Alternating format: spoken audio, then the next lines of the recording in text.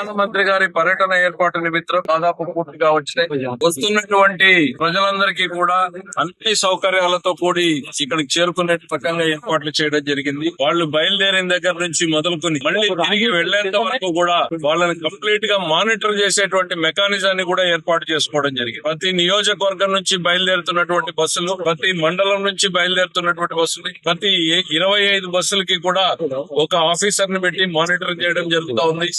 వాళ్ళకి బయలుదేరి దగ్గర బ్రేక్ఫాస్ట్, వాళ్ళకు లంచ్ పాయింట్, మళ్ళీ డిన్నర్ ఎక్కడైనా ఉంటే డిన్నర్ పాయింట్, తర్వాత ఇక్కడ డయాస్ దగ్గరకు వచ్చిన తర్వాత మంచినీళ్ళ ఏర్పాట్లు, ఇతరత్ర ఏర్పాట్లు, తిరిగి మళ్ళీ రాత్రి భోజన సమయం తిరిగి వాళ్ళ ఇంటికి చేరుకునేంత వరకు కూడా పూర్తి అత్యంత జాగ్రత్తలు వహిస్తూ ముఖ్యమంత్రి చంద్రబాబు నాయుడు గారు పదే పదే చెప్పారు.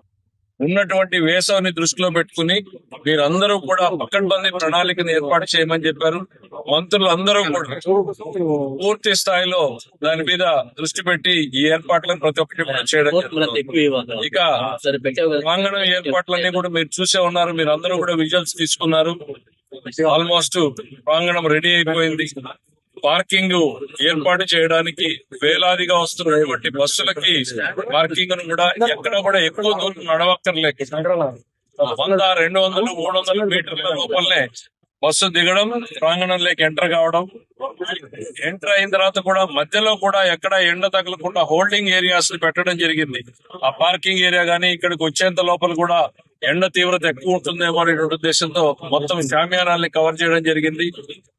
మరి ఎక్కడా కూడా ప్రజలు ఇబ్బంది పడకుండా వాళ్ళకి మెడికల్ టీమ్స్ ను కూడా ఏర్పాటు చేయడం జరిగింది. ప్రాంగణంతో పాటు బస్సు పార్కింగ్ ఏరియాలు, రోడ్ షో ఏరియాలు, రోడ్డు మొత్తం మీద ప్లస్ ప్రాంగణంలో ఇవన్నింటి దగ్గర కూడా మెడికల్ ఫెసిలిటీస్ ఏర్పాటు చేయడం జరిగింది.